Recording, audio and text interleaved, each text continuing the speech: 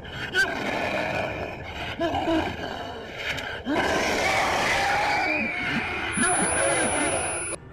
zatı meçhul, sana öte yerin sönmeye yüz tut. আসসালামু আলাইকুম। অনেকদিন পর একটা ভয়ানক মুভি নিয়ে আসলাম। এতদিন কিছু সমস্যা থাকার কারণে রেগুলার ভিডিও আপলোড দিতে পারি নাই, তো এখন থেকে ভাবছি নিয়মিত ভয়ঙ্কর সব মুভি আপনাদের উপহার দেব এবং এই চ্যানেলটা এখন থেকে আমি নিজেই কন্টিনিউ করব। তাই যারা হরর মুভি দেখতে পছন্দ করেন তারা অবশ্যই এই চ্যানেলটি সাবস্ক্রাইব করবেন, কেননা এখন থেকে এই চ্যানেলে যেসব ভিডিওগুলো আসবে প্রত্যেকটা ভিডিও আপনার জীবনের সাথে কোনো না কোনো দিক থেকে মিলে যাবে। তাই চলুন এখন সরাসরি জিনদের দুনিয়ায় পা রাখি। মুভি দেখে যে মজাটা আপনি পাবেন, আমার এক্সপ্লেন দেখলেও সেই মজাটাই আপনি পাবেন, কারণ দুনিয়াতে প্রথম কিভাবে জিন নেমে এসেছিল সেটাই জানবো আজকে। আজকের গল্পে দেখানো হয়েছে সৃষ্টিকর্তার উপর থেকে বিশ্বাস হারালে তার পরিণতি কতটা ভয়ঙ্কর হতে পারে। যা কিছুই হয়ে যাক না কেন, আমাদের সৃষ্টিকর্তার উপর থেকে কখনোই বিশ্বাস হারানো উচিত না, কারণ সৃষ্টিকর্তা যদি আপনাকে একবার রক্ষা করতে চায় তাহলে সারা দুনিয়া ধ্বংস হয়ে গেলেও সৃষ্টিকর্তা আপনাকে ঠিকই রক্ষা করবে। গল্পের শুরুতেই আমরা দেখতে পাই শহরের মাঝে কালো ধোঁয়া ধেয়ে আসছে, ভয়ানকভাবে বিদ্যুৎ চমকাচ্ছে, এমনকি ইলেকট্রিসিটি জ্বলে যাচ্ছে। আর ঠিক ওই সময় ইস্তাম্বুল শহরের মসজিদে আজান হচ্ছিল। ইস্তাম্বুল থেকে দূরের একটা শহর, গ্রাম বললে ভুল হবে না। সেখানে আমরা একটা পরিবার দেখতে পাই। এই যে মেয়েটাকে দেখছেন, মেয়েটার নাম মেলিস। এই সময় মেলিস রাতের খাবার বানাচ্ছে। খাবার বানানোর সময় হঠাৎ তার মনে হয় তাকে হয়তো কেউ ডাকছে। সে একটু দূরে গিয়ে অদ্ভুতভাবে দরজার দিকে তাকিয়ে থাকে। তাকে দেখে মনে হচ্ছে সে কোনো ঘোরের মধ্যে ডুবে গিয়েছে। সে 1 মিনিট যাবৎ কিছু একটা ভেবে যাচ্ছে, কিন্তু কিছুক্ষণ তাকিয়ে থাকার পর তার মনে হয় হয়তো ভুল কিছু শুনেছে। তাই সে আবার তার রান্নার কাজে মন দেয়। অন্যদিকে ইলহানকে দেখা যায়, সে ঘুমিয়ে আছে। কিন্তু ওই সময় হুট করে তার কম্পিউটার একাই অন হয়ে যায় এবং কম্পিউটার থেকে কিছু আওয়াজ ভেসে আসতে থাকে। আওয়াজগুলো শুনে মনে হচ্ছে এই আওয়াজগুলো এই পৃথিবীর কোনো আওয়াজ না, এই আওয়াজ হয়তো পৃথিবীর বাহির থেকে আসছে।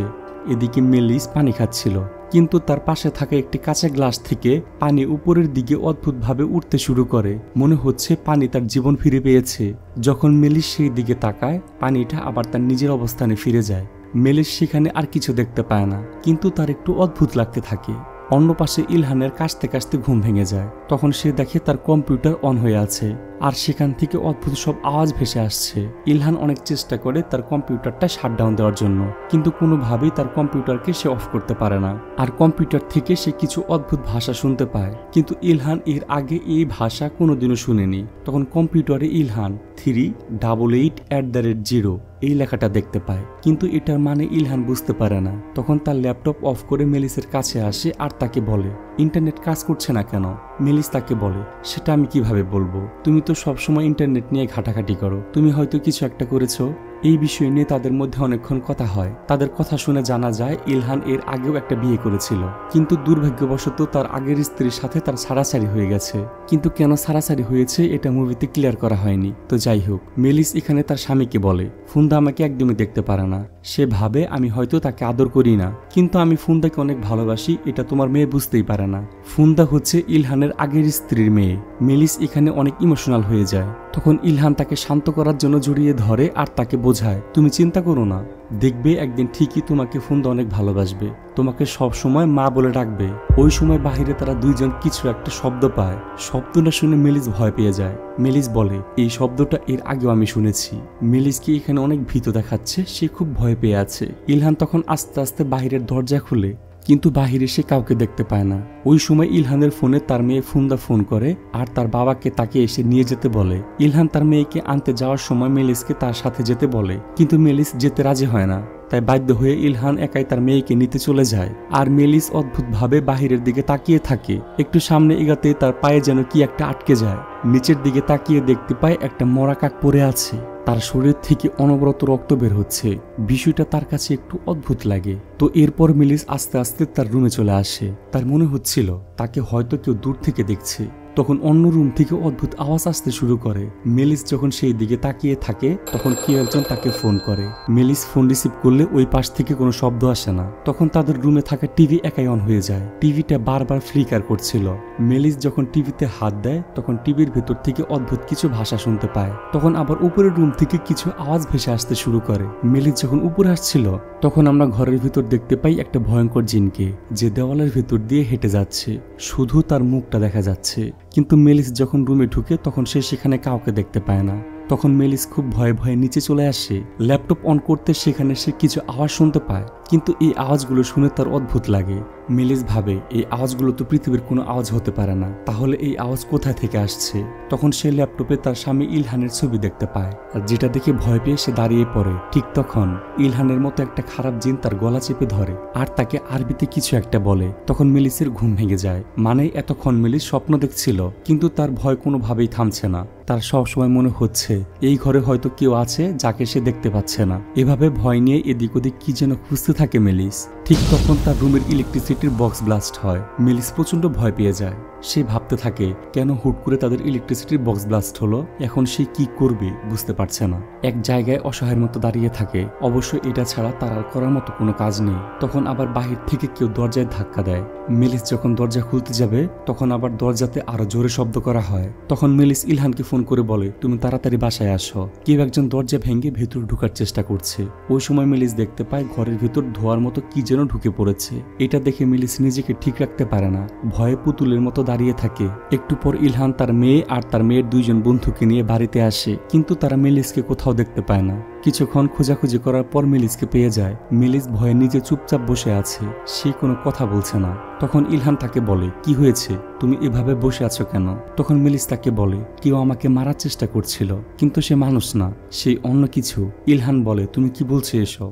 দাঁড়াও আমি দেখে আসি ঘরে কেউ আছে কিনা। এটা বলে ইলহান অন্য রুমে চলে যায় দেখার জন্য যে তাদের ঘরে কেউ ঢুকেছে কিনা। তখন ফুন্দা মানে ইলহানের মেয়ে মেলিসকে বলে তুমি সব ইচ্ছা করে করছো এসব, কারণ তুমি আমাকে দেখতে পারো না। তুমি এসব বানিয়ে বানিয়ে বলছো যাতে আমি এখান থেকে চলে যাই। এসব কথা বলে মেলিসের উপর ফুন্দা চিল্লাতে শুরু করে। তখন ইলহান এসে তার মেয়েকে বলে তুমি কেন চিল্লাচ্ছ? সত্যি তোমার মা তোমাকে অনেক ভালোবাসে আর তোমাকে এখানে তোমার মাই আনতে বলেছে। কিন্তু ফুন্দা তার বাবাকে বলে তুমি আমাকে এসব শিখাতে এসো না, আমি এখনই এই বাড়ি থেকে চলে যাব। আর মেলিস এইসব করেছে যেন এই বাড়ি থেকে আমি চলে যাই। কিন্তু ইলহান তার মেয়েকে অনেক বোঝানোর চেষ্টা করে যে এটা তার একদমই ভুল ধারণা, তার মা তাকে অনেক ভালোবাসে। কিন্তু এখানে ফুন্দা কোনো কথাই শুনতে চাচ্ছে না, সে বারবার এই বাড়ি থেকে বের হওয়ার জন্য যাচ্ছে। তার বাবা তাকে অনেক বুঝিয়ে তাকে কিছুটা শান্ত করে। ওই সময় এইচ কৌতূহলবশত জানলা দিয়ে বাহিরে তাকায়, তখন কিছু একটা দেখে সে অনেক ভয় পেয়ে যায়। এইচ সবাইকে বলে বাহিরে কিছু একটা আছে খুব ভয়ঙ্কর, সেটা দেখতে কালো ধোয়ার মতো। তখন মুরাদ তাকে বলে তুমি হয়তো কোনো কুকুর দেখেছো, কিন্তু এইচ বলে না, সেটা একদমই কুকুর ছিল না, সেটা অনেক ভয়ানক, আর কুকুর কখনো এরকম ভয়ানক হতেই পারে না। ফুন্দা তখন মনে মনে ভাবে তাহলে কি তার সৎ মায়ের তখন যা বলেছে সবকিছু সত্যি ছিল? ইলহান জানলা দিয়ে বাহিরে দেখার চেষ্টা করে যে বাহিরে আসলে কি হচ্ছে, কিন্তু সে বাহিরে তাকিয়ে অদ্ভুত কোনো কিছু দেখতে পায় না। এরপর মুরাদ যখন জানলা দিয়ে বাহিরে তাকায় তখন সে দেখতে পায় ঘূর্ণিঝড় আসার আগে আকাশ যেরকম কালো হয় তার থেকেও ভয়ঙ্করভাবে আকাশ কালো হয়ে যাচ্ছে, এবং সেই কালো ছায়া আকাশ জুড়ে ছড়িয়ে পড়ছে। বিষয়টা সবাই দেখার পর সবার ভিতর একটা আতঙ্ক ছড়িয়ে পড়ে। তারা কিছুতেই বুঝতে পারছে না যে হুট করে আকাশ কেন এরকম হলো। তখন এইচ কান্না করতে শুরু করে, কারণ সে অনেক ভয় পেয়ে আছে।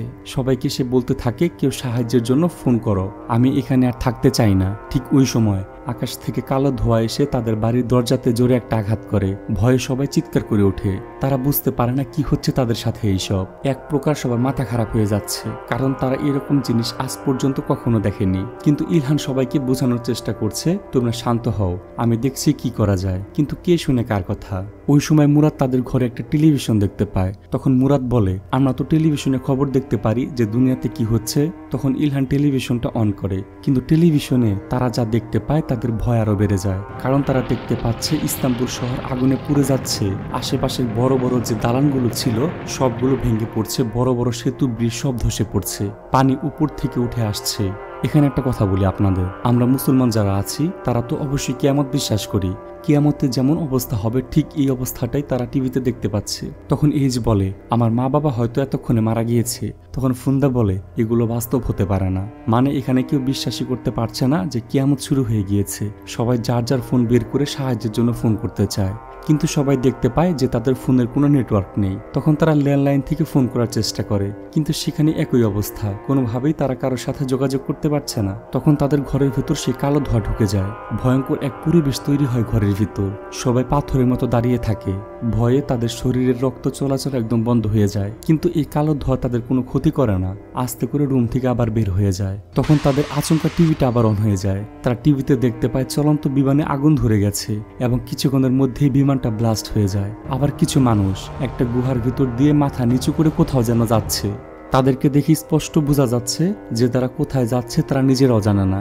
তখন সেখানে থাকে একটা মানুষ টিভির ভিতর থেকে আলোতে রূপ নিয়ে ঘরের ভিতর চলে আসে। সবকিছু একদম অন্ধকার হয়ে যায়। তারা সবাই ভয়ে চিৎকার করতে থাকে। তারা এটা ভেবে পাচ্ছে না যে টিভির ভিতর থেকে কিভাবে একজন মানুষ বের হয়ে আসতে পারে। এখন তারা সবাই বুঝে গিয়েছে মেলিস তাদের সবাইকে সত্যি কথা বলেছে। তাদের সাথে যা ঘটেছে সবকিছুই সত্যি ঘটেছে। এরপর হুট করে তাদের কানে ভয়ানক শব্দ আসতে থাকে, আর বেশ কিছুক্ষণ পর সবাই অজ্ঞান হয়ে যায়। কিছুক্ষণ পর উঠে দেখতে পায় তাদের নাক মুখ থেকে রক্ত পড়ছে। বাহিরের পরিবেশ একদমই ভালো না, চারপাশটা একদম কালো অন্ধকারে ছেয়ে যাচ্ছে। ইলহান উপরে যায় তাদের সাথে কি হচ্ছে এটা ভালোভাবে দেখার জন্য, কিন্তু তার পিছনে আমরা একটা ভয়ানক জিনকে দেখতে পাই। তখন ইলহান ভয়ে বলে, তোরে তো সাহস, পারলে আমার মুখোমুখি হ। যখন ইলহান পিছনের দিকে তাকায় তখন সেখানে সে কাউকে দেখতে পায় না।